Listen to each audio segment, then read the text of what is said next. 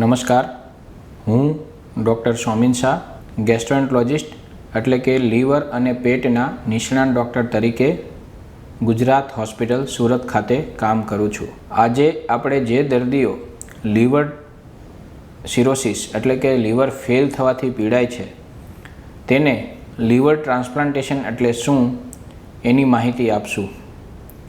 અમને આશા છે કે આ વિડીયો જે લોકોને લીવર ટ્રાન્સપ્લાન્ટેશનની જરૂર છે એને પ્રક્રિયા સમજવામાં મદદરૂપ થશે અને બને એટલો આ વિડીયો શેર કરો તાકે આ વિડીયો વિવિધ દર્દીઓને પહોંચે અને તે લોકો એનો ડિસિઝન જે ટ્રાન્સપ્લાન્ટનો લેવાનો છે એ વધારે સારી રીતે સમજીને લઈ શકે.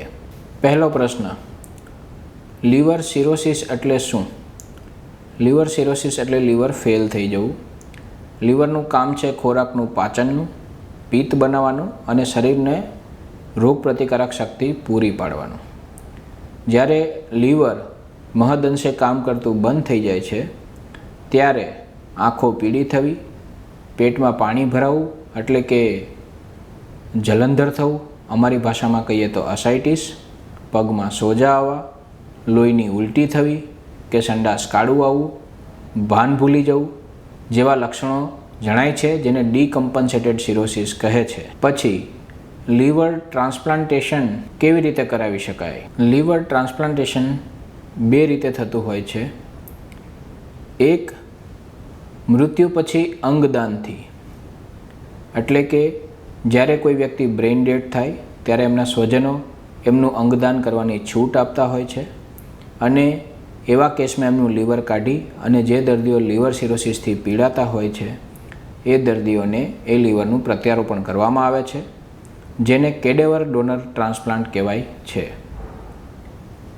બીજી પદ્ધતિ લિવિંગ ડોનર ટ્રાન્સપ્લાન્ટેશન.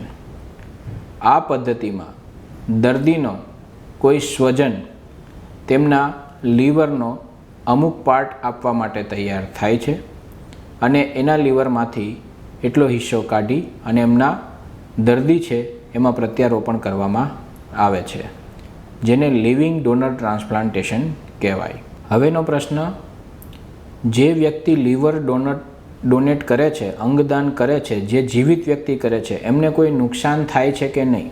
પહેલી વાત, જ્યારે પણ કોઈ વ્યક્તિ એના સ્વજનને લીવર ડોનેટ કરવા માગે છે ત્યારે સંપૂર્ણ એનું બોડી ચેકઅપ કરવામાં આવે છે. સૌ પહેલાં એ ઓકે છે કે નહીં એ જોવામાં આવે છે. એમના લીવરનું એક ખાસ મેથડથી વજન કરવામાં આવે છે અને એમના લીવરના અમુક ભાગને બીજા એમના દર્દીમાં રોપવામાં આવે છે. દેનારા વ્યક્તિને કોઈ નુકસાન થતું નથી. એમનું લીવર યુઝ્યુઅલી 1.5 થી 3 મહિનામાં પહેલાં જેટલું બની જાય છે.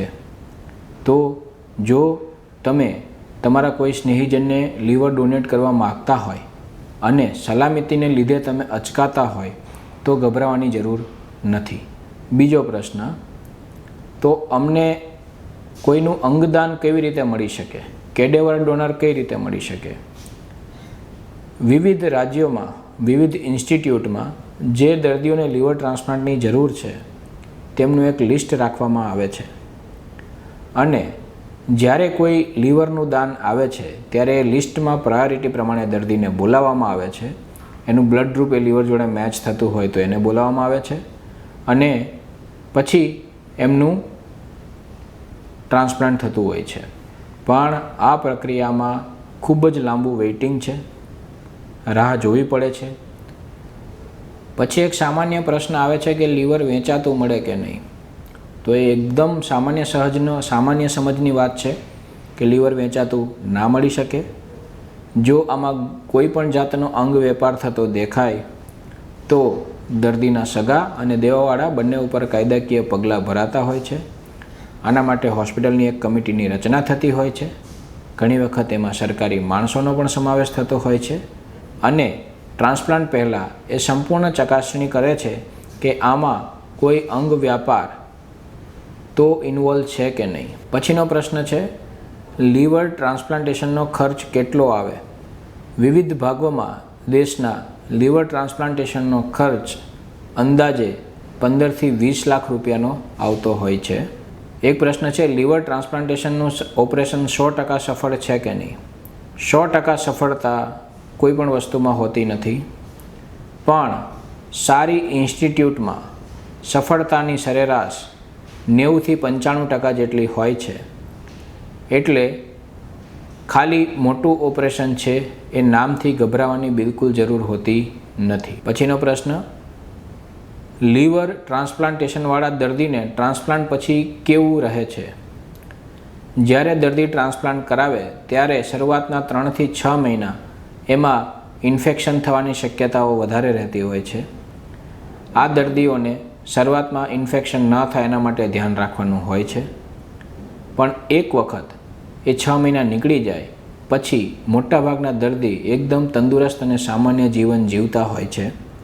હા, પણ અમુક દવાઓ એમની આજીવન ચાલુ રહેતી હોય છે. તો જો તમારા કોઈ દર્દીને લીવર ટ્રાન્સપ્લાન્ટ કરાવવાનું હોય તો તમે એને ટ્રાન્સપ્લાન્ટ કરાવવાની સલાહ આપી શકો છો અને આ માહિતી પૂરી પાડી શકો છો. તમે આ વિડીયોને મેક્સિમમ શેર કરશો એટલે સમાજના વિવિધ લોકોને પહોંચે અને ઉપયોગી બને. આભાર.